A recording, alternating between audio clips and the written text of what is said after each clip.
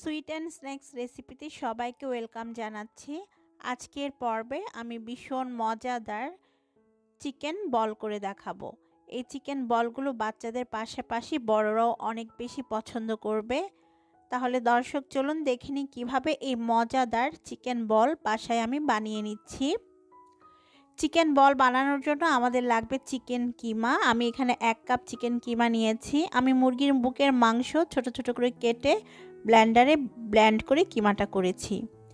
এখন এর মধ্যে একদম মিহি করে কাটা 2 টেবিল চামচ পেঁয়াজ দিয়েছি, আর দিয়ে দিচ্ছি 1 টেবিল চামচ ধনে পাতা, আর ধনে পাতাটাও একদম মিহি করে কেটে নিতে হবে। 1 চা চামচ মিহি করে কাটা কাঁচামরিচ দিয়েছি, এটা আপনারা নিজেদের স্বাদ বুঝেই দিবেন। 1 চা চামচ দিয়ে দিচ্ছি আমি পাপরিকা পাউডার, এর পরিবর্তে লাল মরিচের গুঁড়াও দেওয়া যাবে। গরম মশলার গুঁড়া দিয়ে দিচ্ছি 1 চা চামচ। এবারে হাফ চা চামচ আমি কালো গোলমরিচের গুঁড়া দিয়ে দিব, এর পরিবর্তে সাদা গোলমরিচের গুঁড়াও দেওয়া যাবে। আদা রসুন বাটা দিয়ে দিচ্ছি 1 চা চামচ করে, আর দিয়ে দিতে হবে স্বাদ মতো কিছুটা লবণ। এবারে আমি 1 চা চামচ পরিমাণ টমেটো সস দিয়ে দিচ্ছি। এখন সব উপকরণ খুব ভালোভাবে মিশিয়ে নিতে হবে।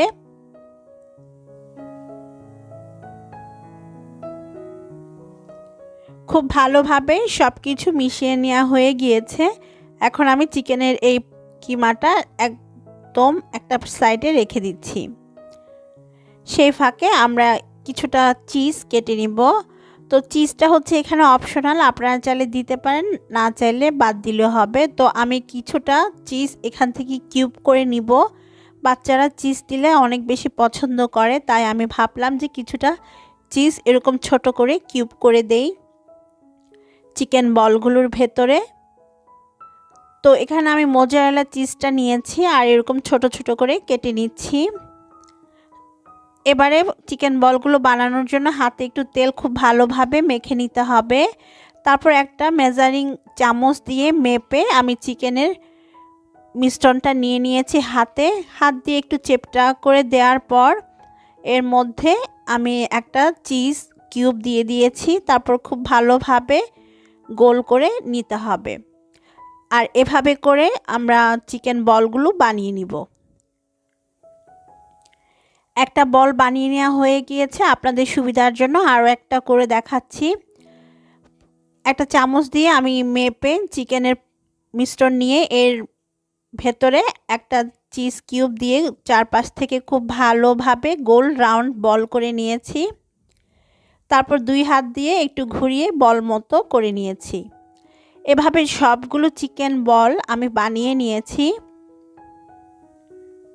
এখন এই চিকেন বলগুলোকে আমরা একটু কোটিং করব।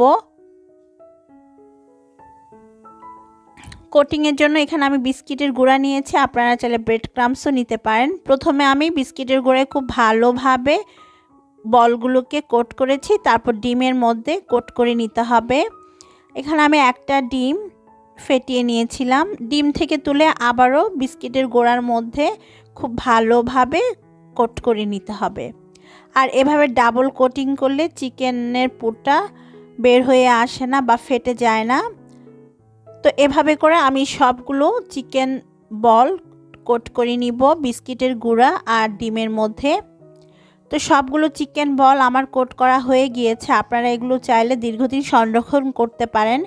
সেক্ষেত্রে প্লেট সহ ডিপ ফ্রিজে রেখে দিবেন 2 থেকে 3 ঘন্টার জন্য। যখন এগুলো একটু শক্ত হয়ে আসবে তখন যে কোনো এয়ারটাইট বক্স বা জিপলক ব্যাগে ভরে ডিপ ফ্রিজে সংরক্ষণ করতে পারবেন।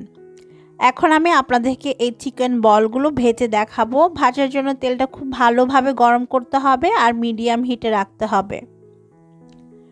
তেলটা গরম হয়ে আসার পর এর মধ্যে চিকেন বলগুলো দিয়ে দিতে হবে। একবারে বেশি চিকেন বল একসাথে ভাজবেন না, এতে একটার সাথে একটা লেগে এগুলো ভেঙে যায়, তাই অল্প করেই ভাজতে হবে।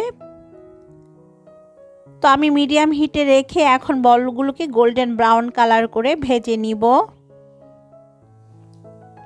তো আমি এখানে চিজ দিয়েছি, বাচ্চারা পছন্দ করে, তাই আপনারা চাইলে চিজ ছাড়াও এটা করতে পারবেন।